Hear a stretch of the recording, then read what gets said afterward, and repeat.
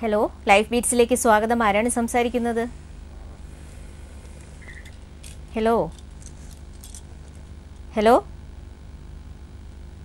Hello ചോദിച്ചോളൂ. Hello, ആ call കട്ടായി തോന്നുന്നു. ഡോക്ടർ മസിൽ ലൂസനിങ്ങിനെ കുറിച്ച് അപ്പം ഇത് ഒരു വലിയ ഒരു പ്രശ്നമാണ്. പിന്നെ ചില ഭാഗങ്ങളിൽ ചില വിഭാഗക്കാർക്ക് 2 കുട്ടികളൊന്നുമല്ല. ദാറ്റ് ഈസ് ഒരുപാട് പ്രസവങ്ങളുള്ളവരുണ്ട് അല്ലേ, 6, 7 ഒക്കെ ഇന്നും പ്രസവിക്കുന്ന ഒരു വിഭാഗമുണ്ട്. അപ്പം അവിടെയാണ് പ്രശ്നങ്ങൾ കൂടുതൽ വരുന്നത്. അപ്പോൾ തീർച്ചയായിട്ടും ഈ ഒരു വേറെ കെയർ ഒന്നും ഉണ്ടാവത്തില്ല. ഈ ഒരു വെജൈനൽ ലൂസനിങ് എന്ന് പറയുന്നത് ഒരു വലിയ ഒരു പ്രശ്നമാണ്. നമ്മളിപ്പോൾ നിസ്സാരമായിട്ട് അല്ലെങ്കിൽ തമാശയായിട്ട് ഇപ്പോൾ ഇത് കേൾക്കുന്നവരൊരു വളരെ നാണത്തോടു കൂടി ഇതൊക്കെ എന്തൊക്കെയാണ് ഇവർ പറയണേ എന്നൊക്കെ ഇപ്പോൾ വിചാരിക്കുന്നുണ്ടാവും. പക്ഷേ എൻ്റെ അടുത്ത് സത്യസന്ധമായിട്ട് പറഞ്ഞാൽ ഇത് വെളിയിൽ പറയാതെ വന്ന് 80% 100% പെൺകുട്ടികളും ഇത് വന്ന് പറഞ്ഞിട്ടുണ്ട്. അതുകൊണ്ടാണ് ഞാനിതിപ്പോൾ പറയുന്നത്. വെച്ചാൽ ഇത് കേൾക്കുന്നവർക്ക് അവരുടെ മനസ്സിനുള്ളിൽ അറിയാൻ പറ്റും. ഡോക്ടർ, നമുക്കൊരു കോൾ ഉണ്ട്. ഹലോ ഹലോ, ലൈഫ് ബീറ്റ്സിലേക്ക് സ്വാഗതം. ആരാണ് സംസാരിക്കുന്നത്? എന്റെ പേര് മയനാണ്. ഓക്കെ, ഡോക്ടർ ചോദിച്ചോളൂ. അപ്പോ എനിക്ക് പീരിയഡ്സിന്റെ പ്രശ്നമുണ്ട്. ഹലോ, ഒരു മിനിറ്റ്. ടി വിയുടെ വോളിയം കംപ്ലീറ്റ് ഒന്ന് കുറച്ച് വെച്ചിട്ട് ഫോണിൽ ശ്രദ്ധിക്കണേ.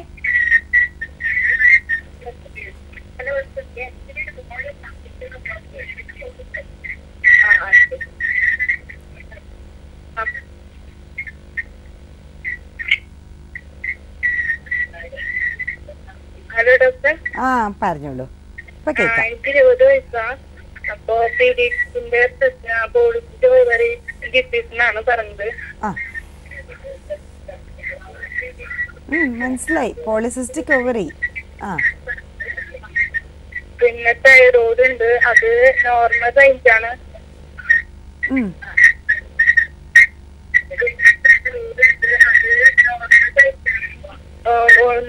ഒന്നങ്ങടെ ഡോക്ടറിന് പറഞ്ഞത്. ആ ടിവിയുടെ ഇത് കുറയ്ക്കാതെ ഒന്നും കേൾക്കണില്ല. TV കംപ്ലീറ്റ് ആയിട്ട് മ്യൂട്ട് ചെയ്തോളൂ, എന്നിട്ട് സംസാരിക്കൂ.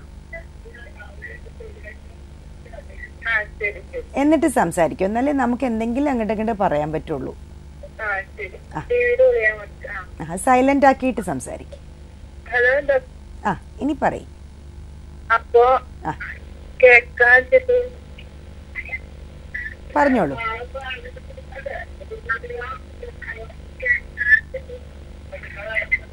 ഹലോ, പറഞ്ഞോളൂ. അപ്പൊ അക്കോഡ് എന്ന് പറഞ്ഞ മരുന്നാണ് ഡോക്ടർ കഴിക്കാൻ പറഞ്ഞത്. എന്ത് മരുന്ന്?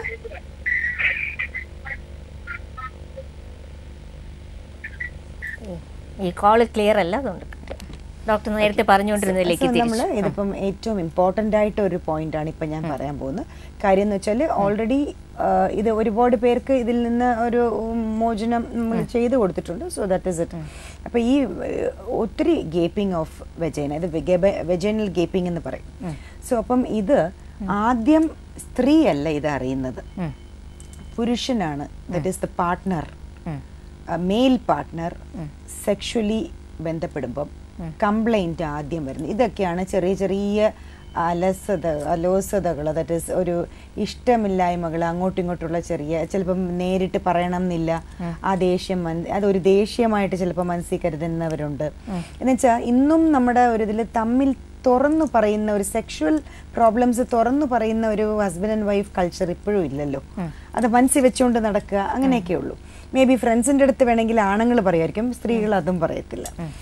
സോ ആ ഒരു സംഗതി എന്ന് പറയുമ്പോഴത്തേക്കും വെജൈനൽ ഗേപ്പിംഗ് വരുമ്പോൾ ഒരു മെയിലിന് ടൈറ്റ്നെസ് ഓഫ് വെജൈന ഇല്ലാത്തതുകൊണ്ട് പണ്ട് അവർക്ക് എങ്ങനെയാണ് അവർ ഈ വെജൈനൽ ഇതിൽ, അതായത് അവരുടെ ഈ സെക്ഷുവൽ ഇന്റർകോഴ്സ് സമയത്തുണ്ടാവുന്ന എൻട്രി, ആ ഒരു സമയത്ത് ഉണ്ടാവുന്ന ആ ഒരു ഫീൽ ഉണ്ടല്ലോ, ദാറ്റ് ഗുഡ് ഫീൽ ഒരിക്കലും കിട്ടത്തില്ല ഈ ലൂസ് ആയിട്ടുള്ള വെജൈനയാവുമ്പോൾ.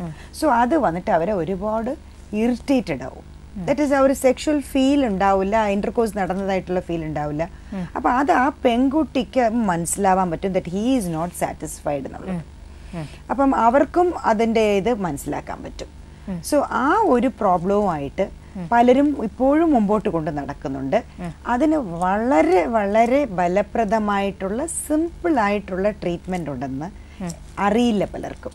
അത് നമ്മളിപ്പോൾ ചെയ്യുന്ന ഏറ്റവും ഇഫക്റ്റീവ് സർജറി വെജൈനോപ്ലാസ്റ്റി, ദാറ്റ് ഈസ് നമ്മൾ വെജൈനൽ റിപ്പയർ.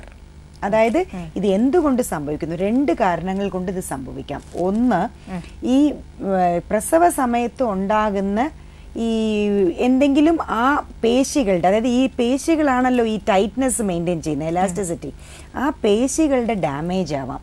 കുറേ നേരം പ്രസവത്തിൽ കുഞ്ഞിൻ്റെ തല വന്നിട്ട് എടുക്കാൻ പറ്റാണ്ടാവുക, അല്ലെങ്കിൽ കുറച്ച് പ്രായം കഴിയുമ്പോൾ നമ്മുടെ സ്ത്രീ ഹോർമോണുകൾ കുറയുമ്പോൾ ഉണ്ടാവുന്ന ലൂസിനിങ് ആവാം, അല്ലെങ്കിൽ വേറെ എന്തെങ്കിലും ഡാമേജ് പറ്റിയോ, അല്ലെങ്കിൽ വേറെ ക്ഷതം വല്ലതും പറ്റിയിട്ട്, അല്ലെങ്കിൽ ഇഞ്ചുറി പറ്റി, ആക്സിഡൻറ്റ് പറ്റി, ഇങ്ങനെ പല കാരണങ്ങൾ കൊണ്ടും അത് ഇതാവാം. പിന്നെ ഈ 2-3-4 പ്രസവം കഴിയുമ്പോൾ ഓട്ടോമാറ്റിക്കായിട്ടും വരാം. സോ അതിന് നമുക്ക് 2 മസിൽസിനെ നല്ല രീതിയിൽ ടൈറ്റൻ ചെയ്ത് വെജൈനൽ റിപ്പയറും പിന്നെ PFR എന്ന് പറയും, പെൽവിക് ഫ്ലോർ റിപ്പയർ. ഇപ്പോൾ ഇതിനെ നമ്മൾ പഴയതുപോലെ ആക്കാൻ പറ്റും. 2 മസിൽസും നമുക്ക് ഇത് ചെയ്യാൻ പറ്റും. ദാറ്റ് ഈസ് നമുക്ക് ഡോൺ ചെയ്ത് 2നെയും ഒരേ ടൈപ്പിൽ ടൈറ്റൻ ചെയ്ത് കൊടുത്തിട്ട് പിന്നെ ഈ പെൽവിക് ഫ്ലോർ എന്ന് പറയുന്നത് അതും നമുക്ക് റിപ്പയർ ചെയ്ത് ആ ലിഗമെന്റ്സിനെ ഒരുമിച്ച് റിപ്പയർ ചെയ്യണം. വളരെ വളരെ ഇഫക്റ്റീവ് ആയിട്ടുള്ള ഒരു സർജറി, വളരെ വെരി സിമ്പിൾ. അവിടെ മാത്രം താഴ്ഭാഗം മാത്രം മരവിപ്പിച്ചിട്ട് ഒരു 2-3 ദിവസമേ ആശുപത്രിയിൽ കിടക്കേണ്ട കാര്യമുള്ളൂ.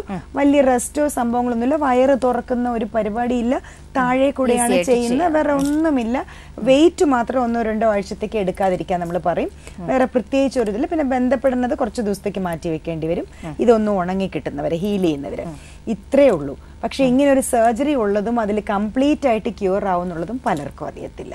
പഴയ പോലെ നമുക്ക് നീറ്റായിട്ട് അതിനെ ആക്കാൻ പറ്റുന്നുള്ളത് അല്ല. അപ്പം വെജൈനൽ റിപ്പയർ വിത്ത് PFR ഇത് നമ്മൾ ഒത്തിരി പേർക്ക് ചെയ്ത് കൊടുത്തിട്ടുണ്ട്.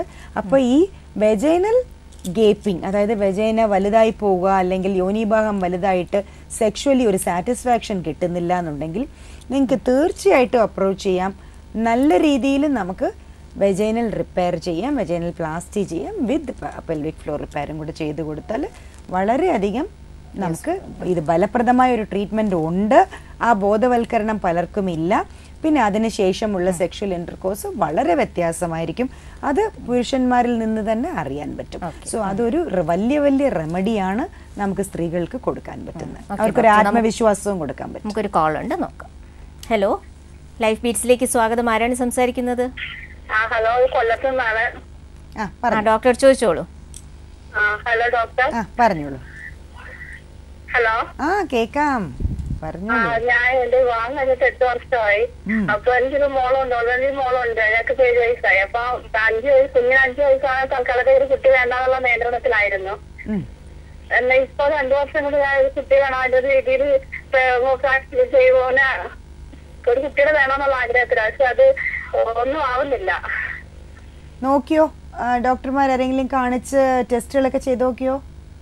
ഇല്ലല്ലോ. ടെസ്റ്റ് പിന്നെ ബീജം ഒഴിക്കുന്ന ബീജം അതേ രീതിയിൽ പുറത്തോട്ട് തള്ളാൻ എന്താ കാരണം?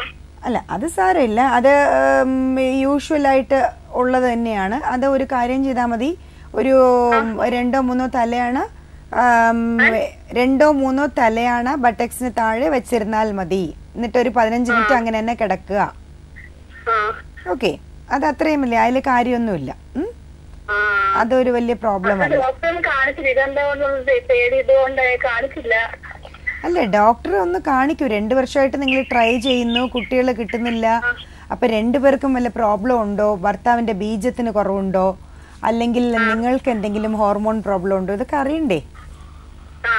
അപ്പൊ അത് ഇനി സമയമായി. ഇനി വേണമെന്നുണ്ടെങ്കിൽ ഇനി വയസ്സ് കൂടുന്തോറും കഴിവതും നമുക്ക് അതിന്റെ സാധ്യത കുറയേ ഉള്ളൂ. എന്തായാലും കാണിക്കുക കേട്ടോ. 2 പേരും പോയി കാണിക്കണം. Okay, thank you for calling.